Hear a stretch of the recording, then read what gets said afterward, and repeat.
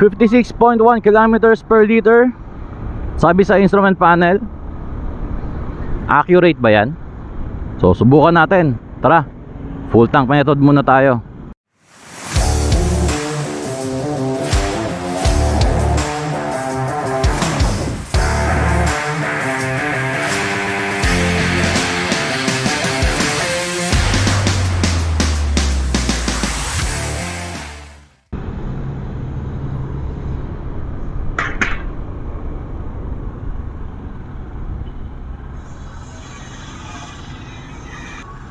So yan, saktong sakto, full tank.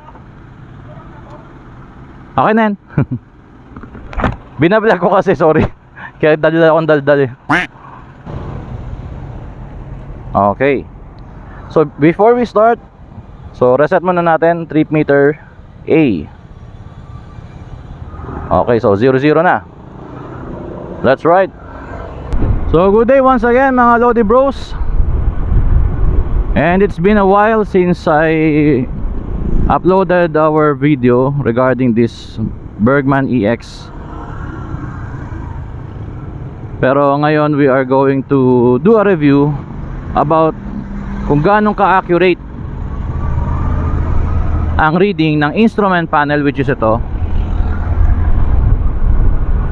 kung i-compare natin doon sa full tank method.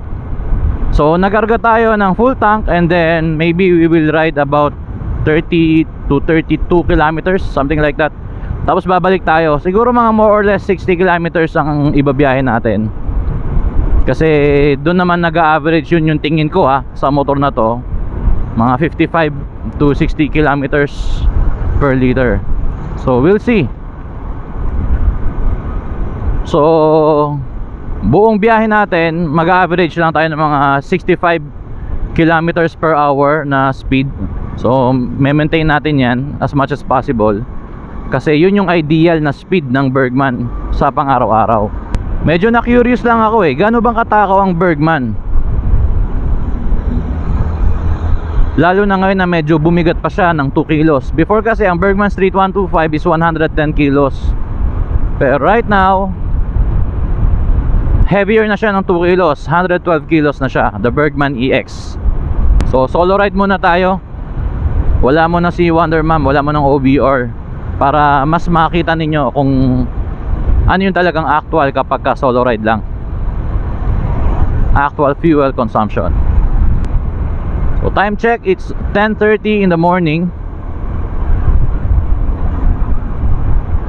So estimate ko matatapos tayo ng mga 11:40 kung mag-average tayo ng mga 60 to 65 kph. Actually mga Lodi Bros, ang fuel consumption kasi maraming factors yan na nakaka-apekto sa isang motor. Kaya minsan mahirap sagutin pag kami mga nagtatanong ilan ang fuel consumption yan, gano'n bang katipid yan, matakaw ba yan. So some factors are the following. Number one is the tire pressure. Yan, kapag underinflated ang iyong tire, syempre yung mangyayari is mas malakas ang konsumo nyo sa fuel, dahil mas mahihirapan ng engine hirap ang engine na itakbo yung sasakyan, diba? Kahit naman siguro hindi masyado ipaliwanag yung part na yan, subukan yung itulak ang isang motor ng flat ang gulong. Kung i-compare nyo sa tama yung hangin ng gulong, mas mabigat siya itulak. So syempre mas merong load sa engine yun, no? Kapag tinutulak natin yung motor, or I mean pag pinapandar natin yung sasakyan, kotse man yan or motor, mas may load yan sa engine, mas may stress. So ang tendency, mas bibigyan mo siya ng piga sa throttle para mas umusad siya. So magiging mas matakaw siya. Then pangalawa is yung karga, o gaano kabigat yung rider. So kaya ako nag solo ride ngayon. Usually kasi kapag kasama ko si Wonder Mom, nagre-register lang yan ng mga 53, 52 kilometers per liter, at maybe like mga 70 kilometers per hour na speed average. Pero pag waswasan, tulad nung nagbiyahe kami from El Nido to Puerto Princesa, that's a 5-hour trip. Syempre hindi namin babagalan dahil ang sakit na sa puwit kung masyadong matagal yung biyahe.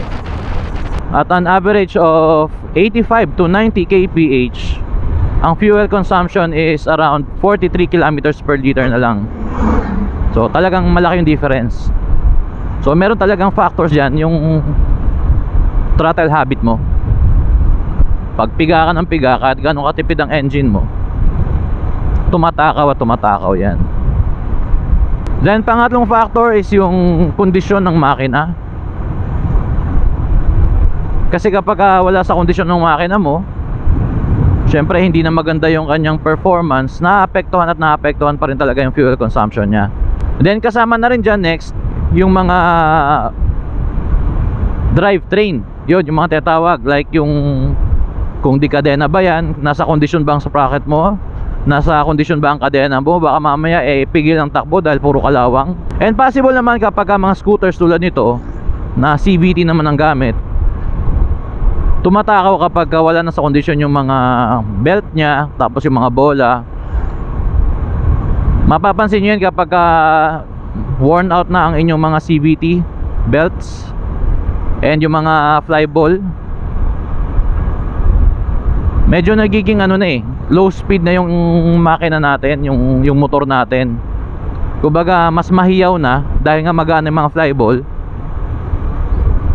pero hindi mo na na-achieve yung tamang speed. So wala na sa optimal condition. Kaya nangyayari more on fuel consumption. And then another factor din para sa mas matakaw or mas matipid na fuel consumption, syempre yung weather. If you're going against the wind, for example, masyadong mahangin, mafe-feel mo yung pigil yung andar ng motor kahit papaano. So nadadagdagan pa rin yung ating konsumo sa fuel dyan. Kung i-compare mo yung hangin ay nanggagaling sa likod, so iba namang sitwasyon yon. So kapag you're going against the wind, you consume more fuel. Another factor is also yung road condition, of course. Kapag ang ating kalsada is hindi masyadong maganda, and then ang tendency kapag malubak, mas madali kang or mas madalas kang nagpepreno, syempre nawawala sa momentum yung motor.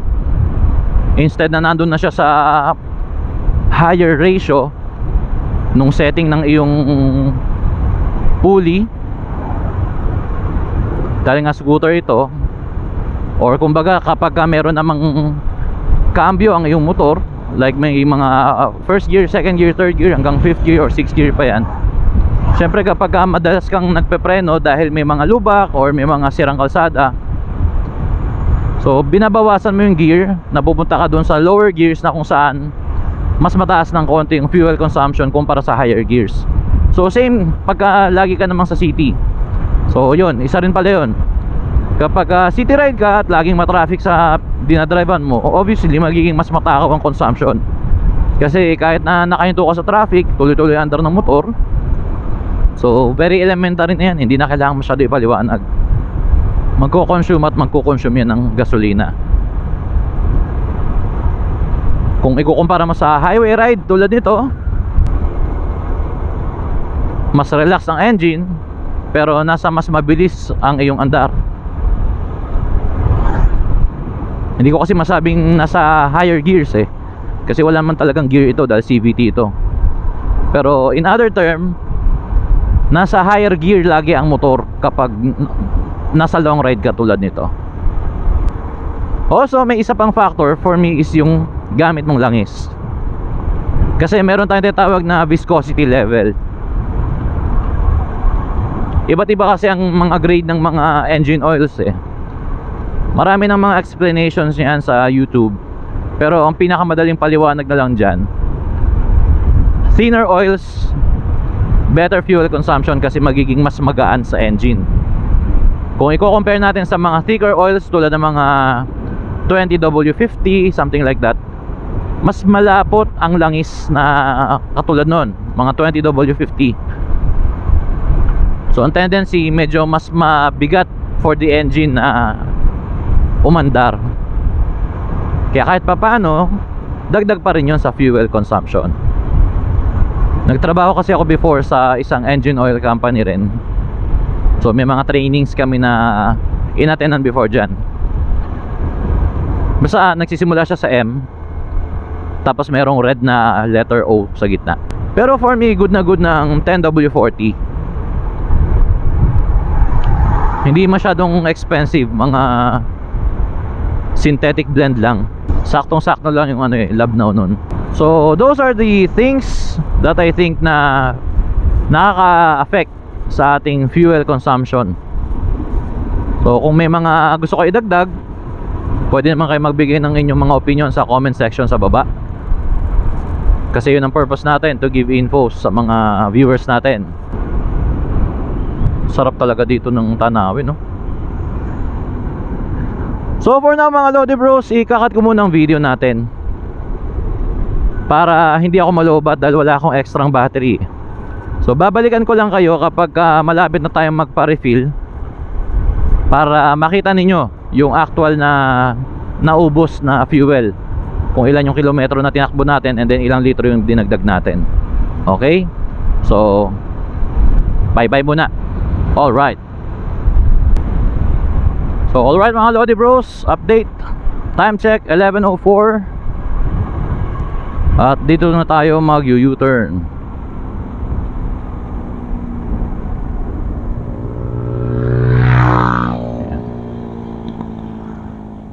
Okay, Barangay Salvacion. So this is 33 kilometers away mula doon sa pinanggalingan natin. So yan, naka 33 kilometers na tayo. Then average fuel consumption sabi sa reading is 66.5.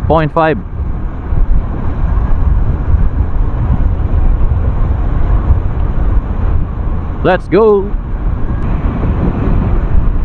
Yan, ganun pa rin, nag-average pa rin tayo ng mga 65, 67. Yan, may mga konting kurba-kurbada. Okay naman yung gulong nito na stock MRF. Basta mainit-init na siya. Kaya lalo ngayon tanghaling tapat. Maganda yung kapit. Pagbasa yun, ewan ko lang. Sino ba mang luko-lukong magbabanking-banking ng basa ang kalsada, di ba? Woo! Sarap! God is good!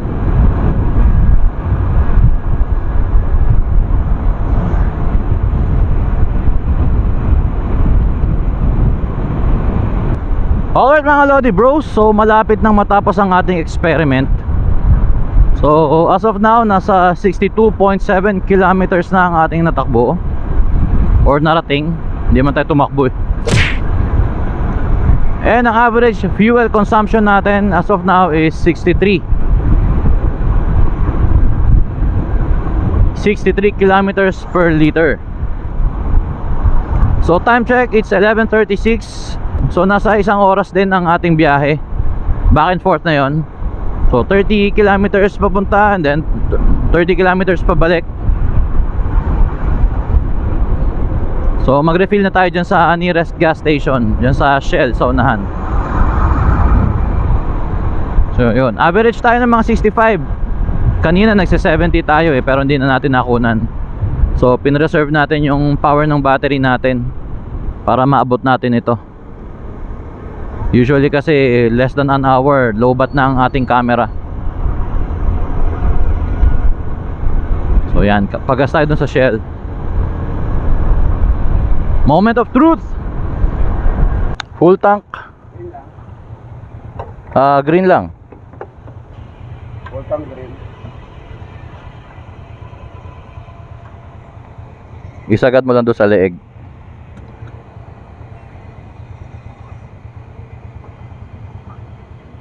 Yan. 80 mo na.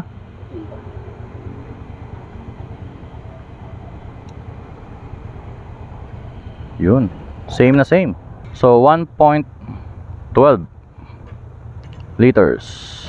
Vincent, Thank you. Shout out. Alright mga Lodi Bros. So, ang narating natin is 64.5 kilometers. So, compute natin 64.5 divided by 1.12.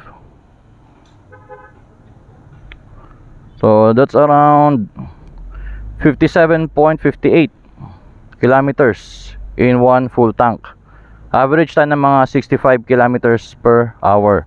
So, round off na natin sa 58 kilometers per liter. So, napakatipid na rin. Yun lang, hindi siya masyadong tumugma dito sa 63. Pero sa full tank method, 58 kilometers per liter. Close na rin sa 60. Not bad. So, doon nagtatapos ang video natin about sa average fuel consumption ng Bergman EX. So, kinompare natin sa reading dito and then sa actual, which is a full tank method. So, mas naniniwala ako sa full tank method. Pero still nakuha natin is 58 kilometers per liter. Impressive pa rin para sa timbang niyang 112 kilos curb weight, plus my weight is around 85 kilos. So, medyo may kabigatan na rin ako. Plus consider pa natin na medyo mahangin. So, para sa akin, napakatipid pa rin ang motor na to. So for me, isa sa mga deciding factors kung bakit kailangan mag Bergman EX ka na, o kahit yung Bergman Street 125, kasi same lang naman ang engine yan pero yung fuel consumption yan hindi nagkakalayo. So sulit na sulit pa rin siya, lalo na ngayon ang taas ng fuel, di ba? Yung mga gasolina natin ngayon, nagpapataasan yata sila ng presyo, lalo na rito sa amin sa Palawan, nagsi 70 plus So bagay na bagay ang Bergman EX para sa mga ganitong panahon. So if you like this video, please don't forget to like, share, and subscribe. Thank you for watching. Sa mga supporters natin, maraming salamat mga Lodi Bros. And this has been your bro nagsasabing always, ride safe and stay alive. God bless.